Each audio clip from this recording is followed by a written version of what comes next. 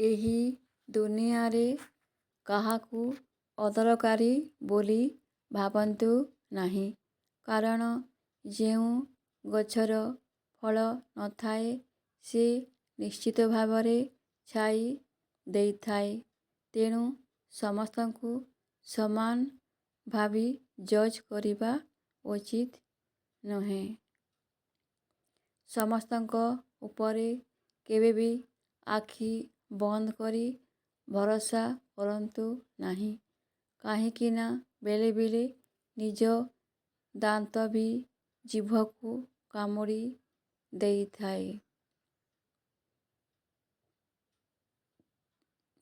ଯଦି ଦୋଷ ନ କରି ବି ଯଦି ଦୋଷୀ ହେବାକୁ ପଡ଼ୁଛି ତାହେଲେ ସେ ସମୟରେ ଚୁପ୍ ରହିଯିବା ହିଁ ସବୁଠାରୁ ଭଲ। କାରଣ କିଛି ମୂର୍ଖ ଲୋକଙ୍କ ଗ୍ରହଣରେ ସତଟିକୁ ଯେତେ ବି ଚିତ୍କାର କରିକି କହିଲେ ବି କିଛି ଫରକ ପଡ଼ି ନଥାଏ।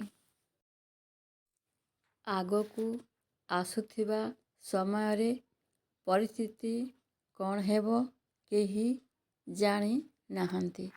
କିନ୍ତୁ ଆପଣ ଯେଉଁଭଳି ଚରିତ୍ର ସ୍ୱଭାବକୁ ଏବଂ କର୍ମକୁ ଚୟନ କରିବେ ଠିକ୍ ସେହିଭଳି ଭବିଷ୍ୟତ ଆପଣଙ୍କୁ ଚୟନ କରିବ।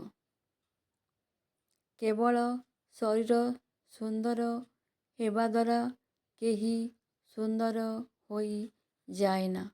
ମଣିଷର ଭଲ କର୍ମ, ବିଚାର, ବାଣୀ, ବ୍ୟବହାର ଓ ସଂସ୍କାର ମଣିଷକୁ ସୁନ୍ଦର କରିଥାଏ।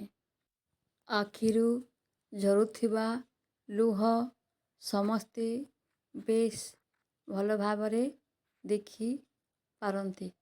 ହେଲେ ହୃଦୟରୁ ଝରୁଥିବା କୁହକୁ କେହି ବି ଦେଖି ପାରନ୍ତି ନାହିଁ। କାରଣ ହୃଦୟର କୁହକୁ ଜାଣିବାକୁ ହେଲେ ସେହିଭଳି ନିବିଡ଼ ସମ୍ପର୍କ ହୋଇଥିବା ଦରକାର। ସବୁ ବ୍ୟକ୍ତିଙ୍କ କିଛି ନା କିଛି ଦୁଃଖ ଥାଏ ଯାହାକୁ ଏ ଦୁନିଆରେ ଜାଣି ନଥାଏ। ବହୁତ ସମୟରେ ଆମେ ଯେଉଁ ବ୍ୟକ୍ତିକୁ କଠୋର ଭାବୁ ସେ ପ୍ରାୟତଃ ତା ନିଜ ଭିତର ଛୋଟ ଛୋଟ ଦୁଃଖ ସହିତ ଲଢ଼େଇ କରିଥାଏ। ମଣିଷ ସମୟ ପାଖରେ ହାରି ନଥାଏ। ହାରିଥାଏ ତ ନିଜ ଲୋକର ମିଛ ଅଭିନୟ ପାଖରେ। କାରଣ କିଛି ଲୋକ ନିଜର ସ୍ୱାର୍ଥ ପାଇଁ ଏମିତି ଅଭିନୟ କରନ୍ତି ଯେ ତାକୁ ବୁଝିବା ଭାରି କଷ୍ଟ ହୋଇଥାଏ। ସମ୍ପର୍କ ଖାଲି ସେଇଟା ନୁହେଁ ଯିଏ ସୁଖ ଦୁଃଖରେ ପାଖରେ ରହେ। ପ୍ରକୃତ ସମ୍ପର୍କ ତ ସେଇଟା ଯିଏ ସବୁ ପରିସ୍ଥିତିରେ ଆପଣାର ହେବାର ଅନୁଭବ କରାଇଥାଏ।